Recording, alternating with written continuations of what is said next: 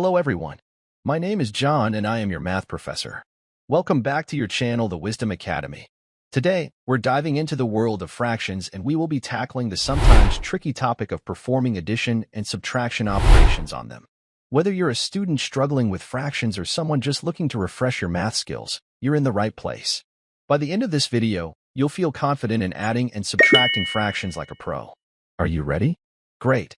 Let's get started.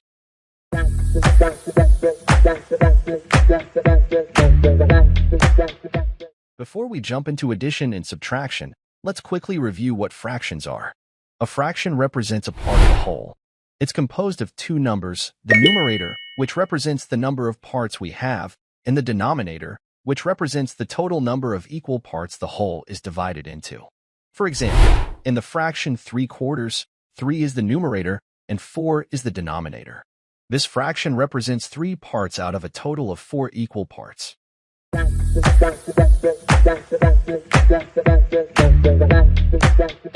Now that we have refreshed the basic concepts of fractions, let's talk about adding them together.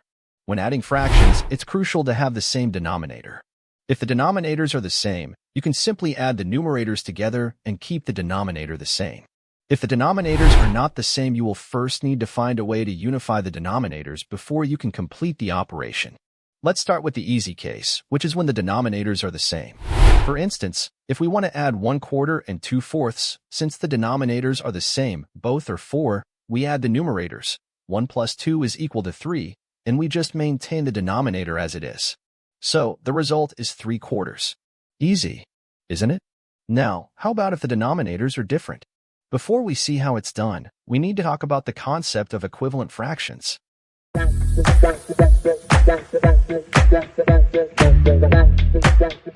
Equivalent fractions are fractions that represent the same portion or value, even though they may look different. Mathematically, two fractions are equivalent if they have the same value when simplified or reduced to their simplest form. To create equivalent fractions, you can multiply or divide both the numerator and denominator by the same non-zero number. Since you're essentially scaling the fraction up or down by the same factor, you're not changing its value. Think of it as if you were multiplying or dividing the fraction by 1. As you can see, the scaling factor is really a fraction of which the numerator is equal to the denominator. We know that if we divide a number by itself, the result is 1. Let's look at an example to further illustrate. Let's take the fraction 1/2. We can create equivalent fractions by multiplying both the numerator and the denominator by the same number. If we multiply both 1 and 2 by 3, we get 3/6. Take a second to realize that we multiplied the fraction 1/2 by the factor 1. That is the reason why, even though the two fractions look different, in reality 1/2 maintained its value. 3/6 is an equivalent fraction representing the same proportion of a whole. Similarly, if we divide both 4 and 8 by 2, we get 2/4. Again, 4/8 and 2/4 are equivalent fractions because they represent the same portion of the whole, which in this case is half.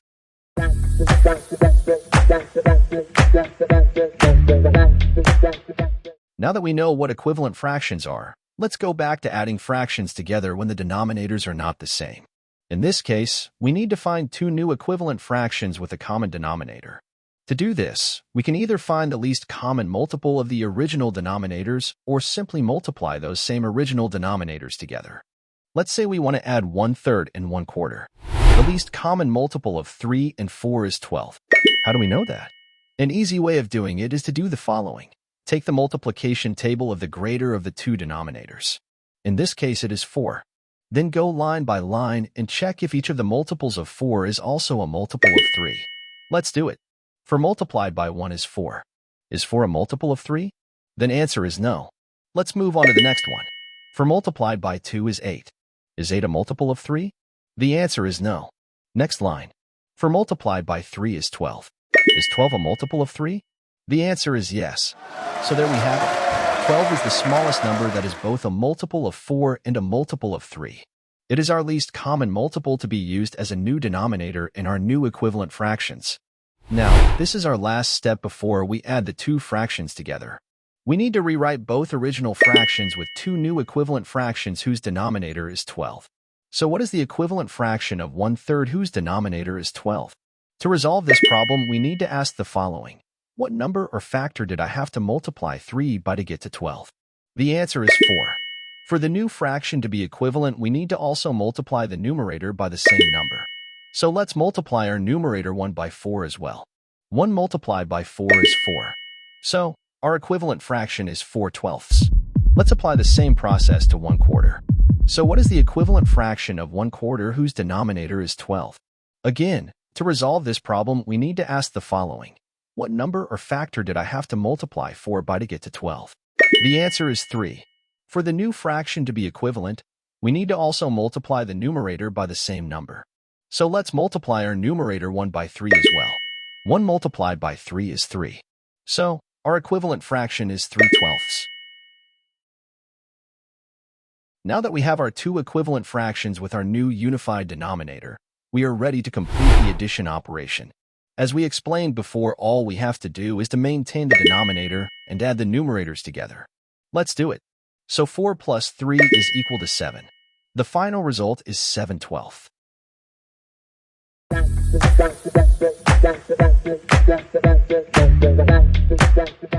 Let's go through another addition operation of two fractions with different denominators, but this time, rather than using the least common multiple method, we will be using the second method, which is multiplying the denominators together.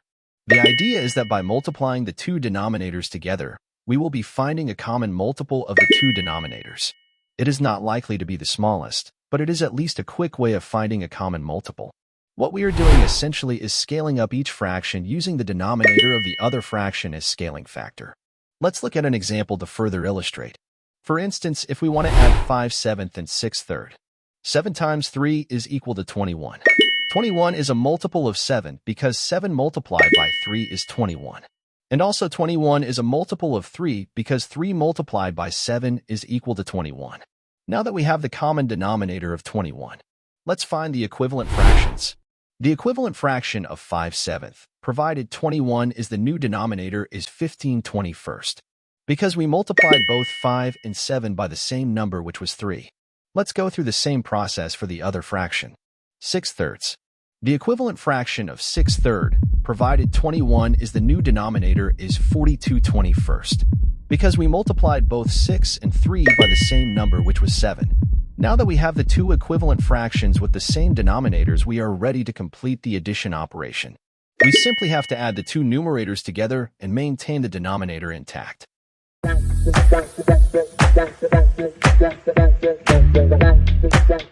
Next up, subtraction of fractions. The process is quite similar to addition. Again, if the denominators are the same, we subtract the numerators while keeping the denominator the same. For example, if we want to subtract 2/5 from 3/5, both having the same denominator of 5, we subtract the numerators. 3 minus 2 is equal to 1. So, the result is 1/5. And just like with addition, if the denominators are different, as you can see in the following example, we find a common multiple of 3 and 4, which in this case is 12, then proceed with subtraction as before. And there you have it. Addition and subtraction of fractions may seem daunting at first, but with a little practice, you'll become a master of fractions in no time. I hope this video has been helpful to you. If you enjoyed it, don't forget to give it a thumbs up, subscribe to our channel for more educational content, and hit the notification bell so you never miss an update. Until next time, see you soon.